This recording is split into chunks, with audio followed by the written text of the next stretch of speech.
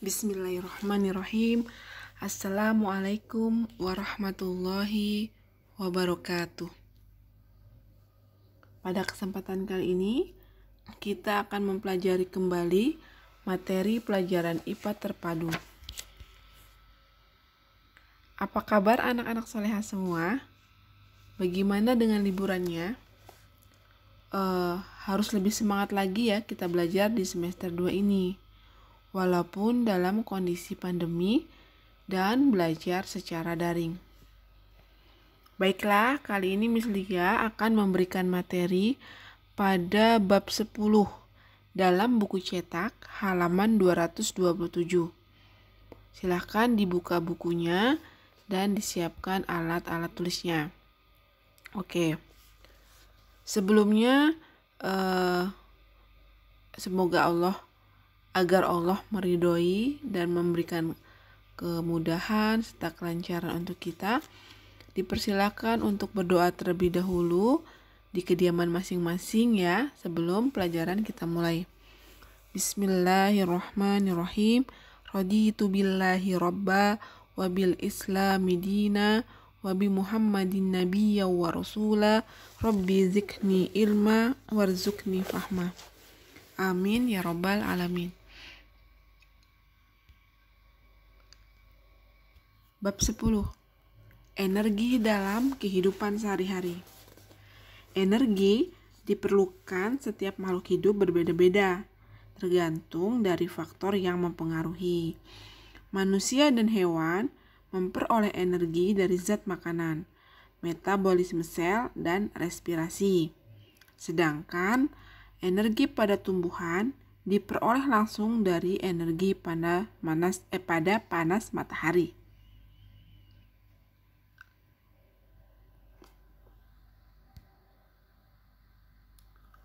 Tujuan pembelajaran. Tujuan pembelajaran dari energi dalam kehidupan sehari-hari adalah yang pertama, kita dapat memahami zat makanan dan sistem pencernaan. Yang kedua, kita dapat memahami proses respirasi. Yang ketiga, kita dapat memahami proses fotosintesis. Adapun inti materi dari bab 10 ini adalah A. Zat makanan dan sistem pencernaan. B. Metabolisme. C. Respirasi. Dan D. Fotosintesis.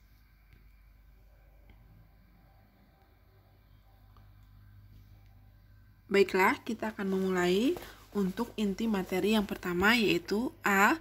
Zat makanan dan sistem pencernaan. Zat makanan merupakan bahan yang diperlukan oleh tubuh untuk membangun, memperoleh energi, dan mempertahankan kelangsungan hidup. Zat makanan yang memegang peranan penting sebagai sumber energi bagi tubuh kita. Zat makanan terbagi menjadi dua, yaitu makronutrien dan mikronutrien. Makronutrien terdiri dari karbohidrat. Karbohidrat umumnya terdapat pada bahan pokok seperti nasi, kentang, gandum yang diubah menjadi roti, sagu, dan lain-lain. Sumber utama karbohidrat adalah bahan makanan yang berasal dari tumbuhan. Karbohidrat merupakan sumber energi utama bagi tubuh kita. Sekitar 80% lebih lah energi yang kita gunakan berasal dari karbohidrat.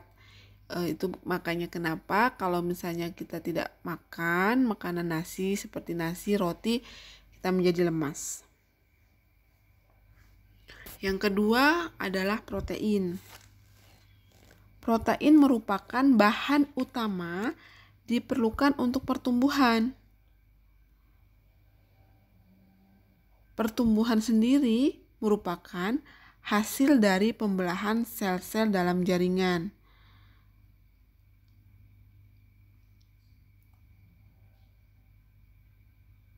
Sel sebagai satuan terkecil dari makhluk hidup, sebagian besar terdiri atas protein dan air, sehingga untuk pertumbuhan sel dibutuhkan sejumlah protein. Bagi mereka yang sudah tidak mengalami pertumbuhan, protein masih diperlukan untuk mengganti sel-sel yang rusak. Untuk Ananda Soleha sekalian, Ananda masih dalam proses pertumbuhan. Jadi, sangat membutuhkan protein untuk pertumbuhan dan pembelahan sel-sel dalam jaringan. Fungsi utama protein adalah membentuk jaringan untuk pertumbuhan dan memperbaiki sel yang rusak. Pada keadaan tertentu dapat menjadi sumber energi. Ya kan? Protein contohnya adalah sebelumnya protein dibagi menjadi dua, yaitu protein nabati dan protein hewani. Kalau protein nabati biasanya dari tumbuh-tumbuhan ya, seperti kacang-kacangan, kacang kedelai, kacang merah, kacang hijau. Dan kalau protein hewani itu dari hewan. Hampir semua protein hewani memiliki asam amino. Contoh protein hewani apa? Susu, telur, daging, dan ikan. Yang ketiga adalah lemak. Lemak dalam tubuh memiliki banyak fungsi, yaitu sebagai sumber energi setelah karbohidrat dan sebagai simpanan energi yang berupa jaringan lemak, lapisan lemak di bawah kulit, dan dijadikan sebagai isolator sehingga tubuh dapat mempertahankan suhu normal. Ya kan? Menjadi bantalan pelindung bagi organ vital seperti ginjal dan bola mata, serta mempengaruhi penyerapan vitamin A, vitamin D, vitamin E, dan vitamin K. Contoh-contoh lemak adalah sebelumnya sumber lemak ada dua, lemak nabati dan lemak hewani.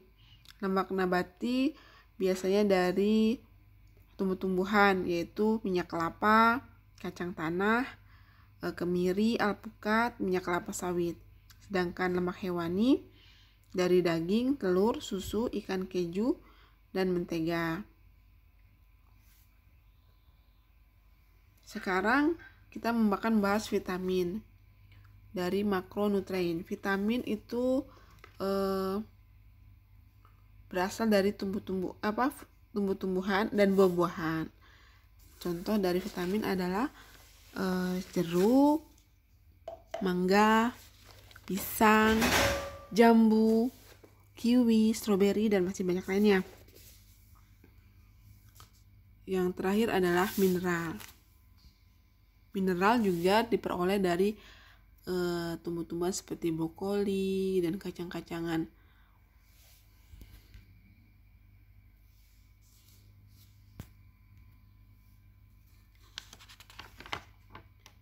Yang kedua, sistem pencernaan. Makanan akan diserap dan diedarkan ke seluruh tubuh. Sebelumnya harus dicerna terlebih dahulu melalui proses pencernaan makanan.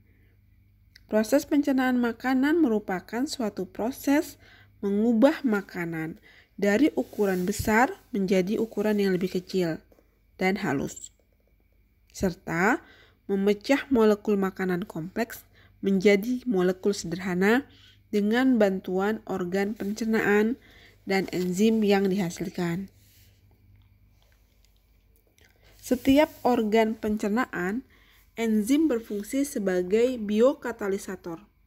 Apa itu biokatalisator? Yaitu untuk mempercepat proses reaksi kimiawi dalam tubuh. Proses pencernaan makanan pada manusia dibagi menjadi dua, secara mekanik dan secara kimiawi. Kalau proses pencernaan secara mekanik merupakan proses perubahan makanan dari ukuran besar menjadi ukuran yang lebih kecil dan halus. Biasanya terjadi di mulut dengan bantuan gigi dan lidah. Sedangkan proses pencernaan kimiawi yaitu proses perubahan makanan dari zat yang kompleks menjadi zat yang lebih sederhana dengan bantuan enzim. Pencernaan kimiawi juga terjadi pada semua organ pencernaan, tak terkecuali mulut dan kerongkongan, tapi lebih banyak di lambung dan usus. Inilah sistem pencernaan pada manusia.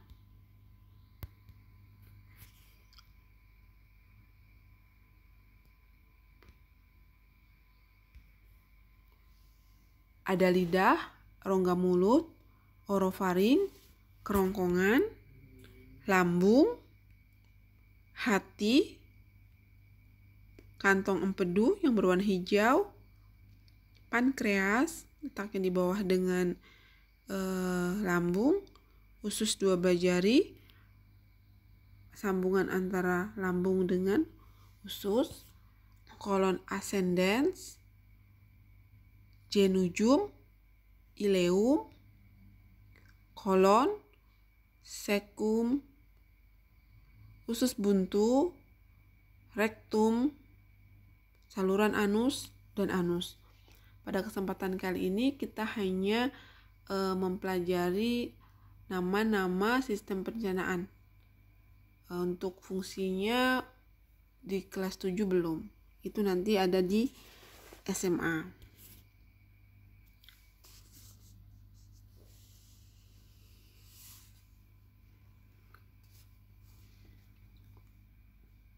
Pencernaan pada manusia terbagi menjadi 3, yaitu yang pertama, pencernaan karbohidrat. Struktur karbonat tersusun atas unsur-unsur karbon, unsur hidrogen, dan oksigen. Umumnya berbentuk rangkaian panjang molekul-molekul gula yang disebut polisakarida. Polisakarida berasal dari kata banyak, sedangkan sakarida adalah gula. Contoh dari polisakarida adalah pati, dalam bahasa ilmiahnya amilum, glikogen, dan selulosa.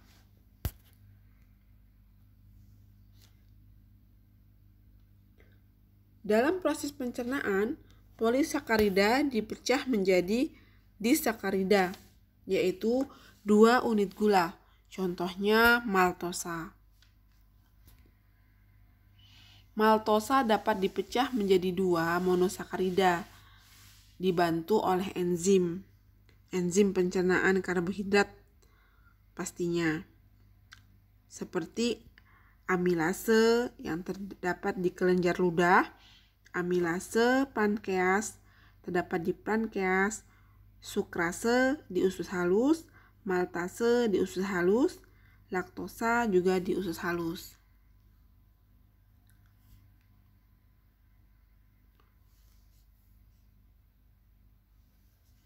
Yang kedua dari polisakarida adalah monosakarida, yaitu 1 unit gula.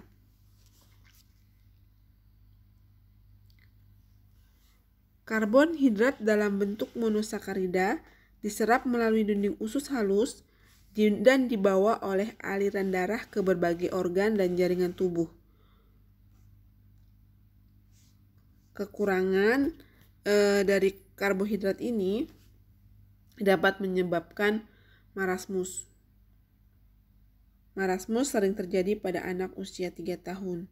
Tanda khusus dari marasmus adalah kurangnya jaringan lemak di bawah kulit, atau bahkan tidak ada jaringan lemak di bawah kulit sehingga terlihat tulang di bawah kulit.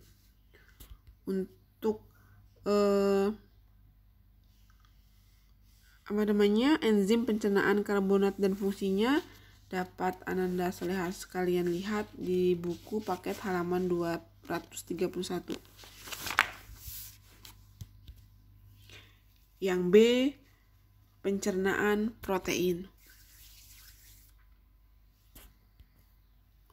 Di dalam saluran pencernaan, protein yang terkandung dalam makanan dipecah oleh enzim protease. Kemudian menjadi asam amino, diangkut melalui dinding usus halus, masuk ke dalam pembuluh darah menuju organ dan jaringan yang membutuhkan. Setiap hari, manusia mengganti 1-2% protein tubuh total, terutama protein otot.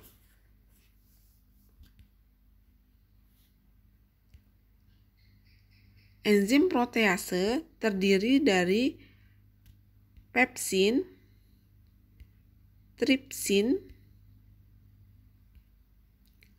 kimotripsin,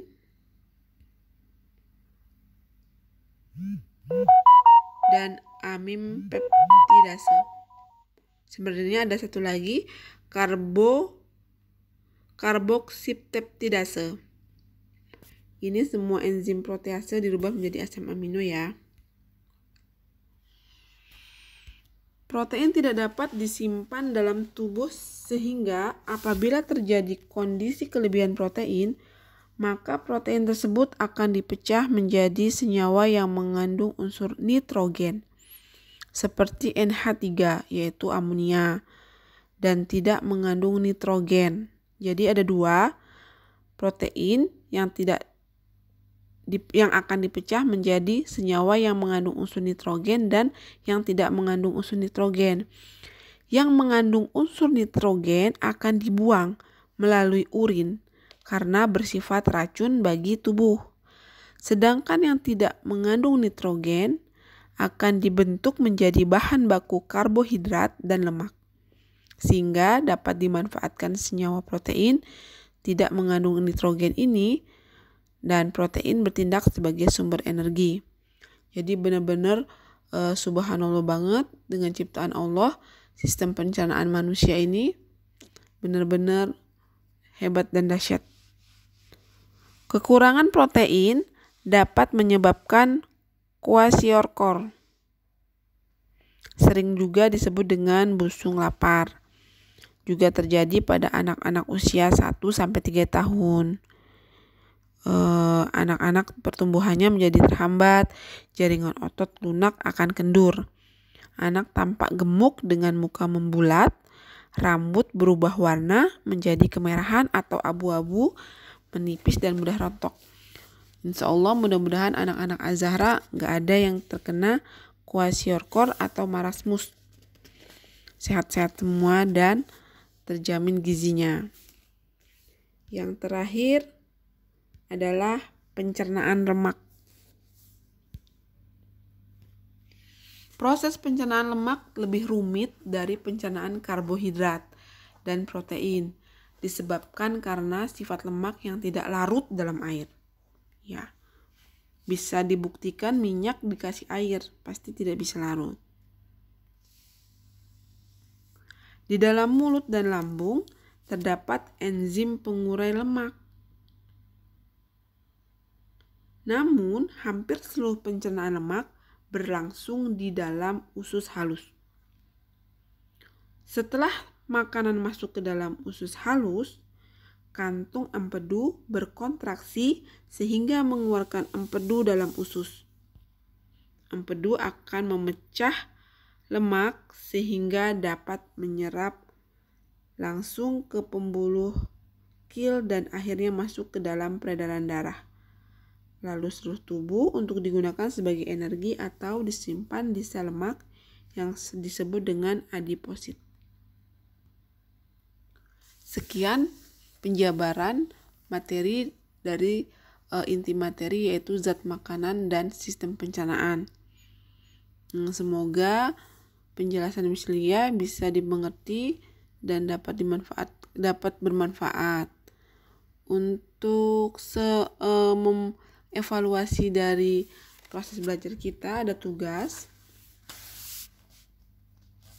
yaitu yang pertama, kalian sebutkan makanan yang dimakan saat sarapan, makan siang, dan makan sore atau malam. Itu sehari sebelumnya, berarti kemarin. Kemudian kelompokkan apa saja yang tergolong dari karbohidrat, protein, vitamin, mineral, dan lemak. Jadi nanti harus dibikin bagan, boleh tidak. Misalnya gini, sarapan tanggal sekian, misalnya hari Senin, sarapan hari Senin tanggal 11 Desember 2021. Karbohidratnya apa? Ada yang makan roti, apa pancake atau waffle, terserah. Proteinnya apa? Telur. Vitaminnya apa? Mineralnya apa? Dan lemaknya apa? Kalian bisa menyebutkan, dan masing-masing berbeda kan. Yang kedua, tugas yang kedua yaitu sebutkan fungsi utama dari karbohidrat, protein, mineral, vitamin, dan lemak bagi tubuh kita. Sekian materi pada hari ini. Sebelumnya kita membaca doa kafaratul majelis. Subhanakallahumma wa bihamdika asyhadu an la ilaha illa anta astaghfiruka wa atubu ilaik, dan mengucapkan hamdalah alhamdulillahirabbil alamin. Wassalamualaikum warahmatullahi wabarakatuh.